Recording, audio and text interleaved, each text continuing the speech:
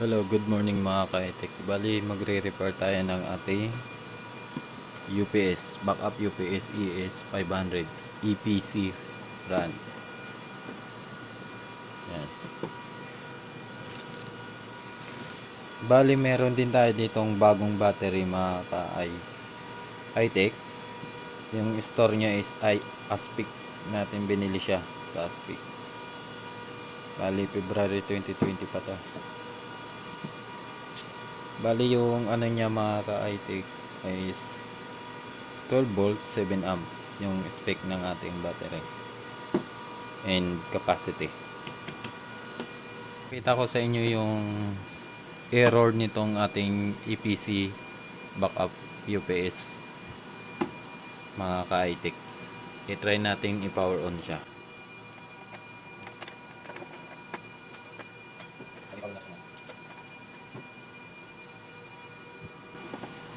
Bali yan mga ka-iTech, i-on natin siya. Yan yung error niya mga ka-iTech.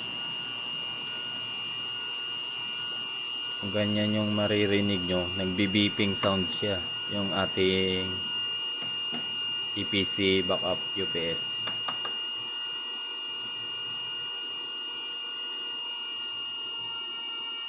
Yan mga ka-iTech, naririnig nyo mga ka-iTech. Yan yung error niya.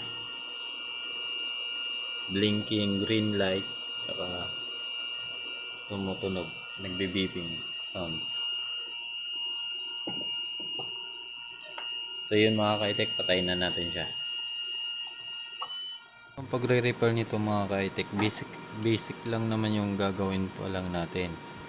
Yung lagi kong ginagawa dito sa problem na to, gagamit tayo ng tools na screw. Tapos bubuksan natin to. Bali meron siya ditong screw.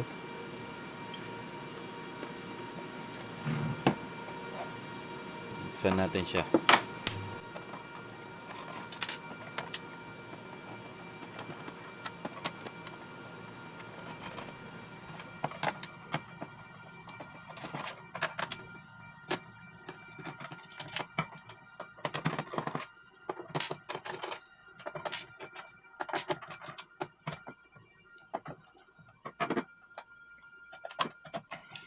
So bali yan mga ka-iTech, box na siya.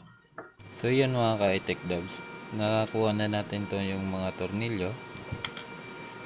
Bali bubuksan na natin siya.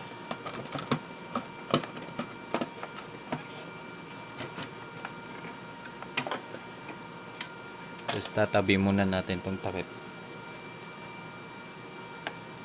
Bali yan yung laman niya mga ka-iTech dub. Yan yung laman niya. Tapos basic lang mga ka-iTech, kunin lang natin tong battery. Yan. Tapos i-unplug natin to, ang connection nya. Yung positive yun, kulay red. So negative, kulay black. Bali yan. Bali itong battery natin mga ka-iTech, yung kinuha natin doon. Gagamit pala tayo ng tester, analog tester. Ito, analog tester gagamit. Tapos isi-set natin yung analog tester natin sa 50 volts DC. Since yung ating battery is DC, hindi siya AC, direct current siya, dito natin isi-set yung ating analog tester. So yun lang ang natin itong sa tester natin, yung read sa positive side o sa negative side. Yan, makikita nyo mga ka-iTech dub, almost 10 volts lang siya. Yan, papakita ko sa inyo yung analog natin. Almost 10 volts lang siya, oh. Yan.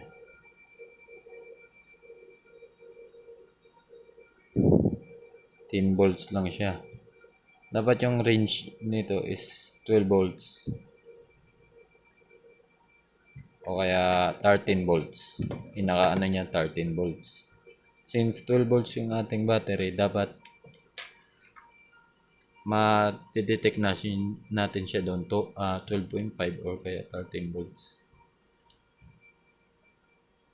So, yun na nga mga ka-iTeach Dog.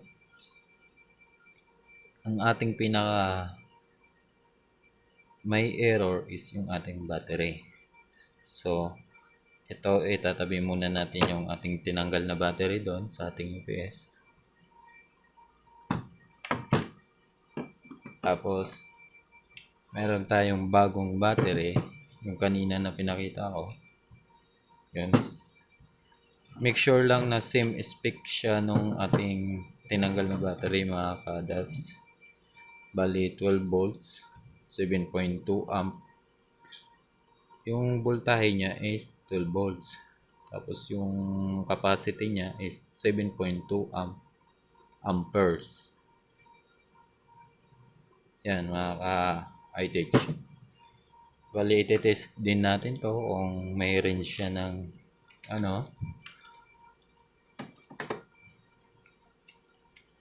kung okay yung ating battery. Make sure na i-test pa rin natin siya kahit bago siya. Kasi yung iba na nagbebenta, minsan stuck na or discharge na yung kanilang battery. Kaya iti-test natin siya. Yan. Bali ito, red is positive, black is negative.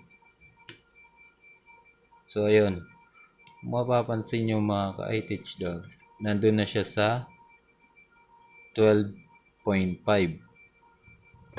Yan. Almost magta-13 na siya. Kasi itong gitna is 15, 10.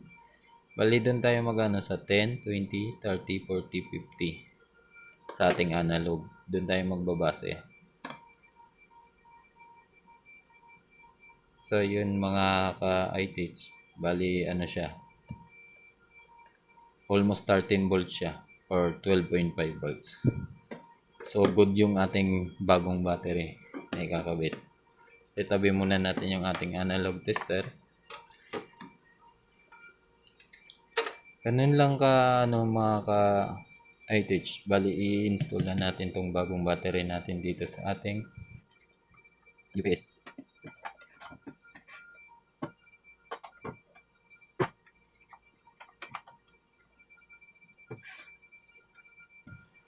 Read para sa red side din natin ng battery, positive side. Tapos yung black para din sa negative side ng ating battery.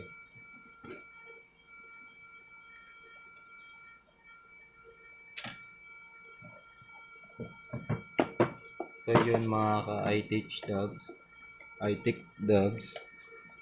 Bali yung ating connector is red wire to red ng ating battery. Bali positive side. Black wire is to black side ng ating battery. So yun, may ikabit na natin.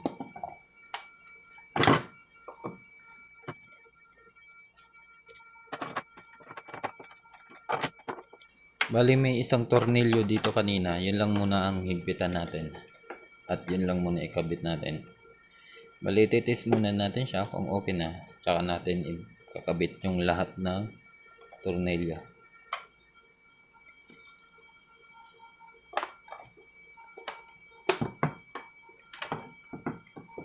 Nga pala mga ka-iTech Dogs, make sure na naka-unplug yung ating saksakan ng ating EPC backup UPS na naka-unplug siya dun sa ating EC socket.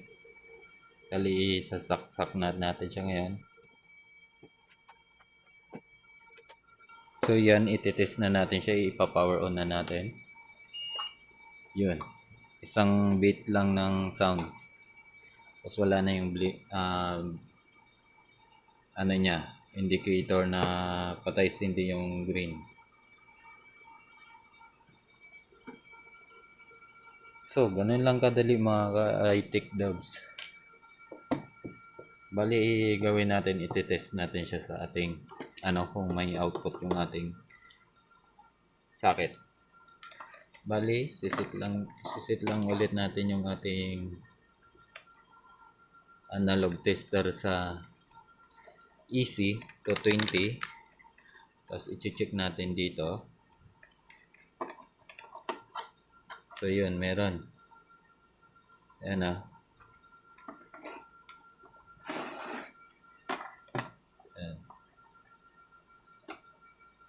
Ayan. Meron. Mga 230 volts or 225 to 220. Ayan mga ka-iTech. Ganun lang kadali ang pagre-repair ng basic na basic. Bali magpapalit ka lang talaga ng bagong battery pag lowbat na yung battery niya or sira na. So yun lang mga ka-iTech Dubs. I hope na mag-subscribe kayo sa aking channel kasi bago pa lang yung aking channel. Like and share, and so yun lang mga ka-iTech. Thank you for watching.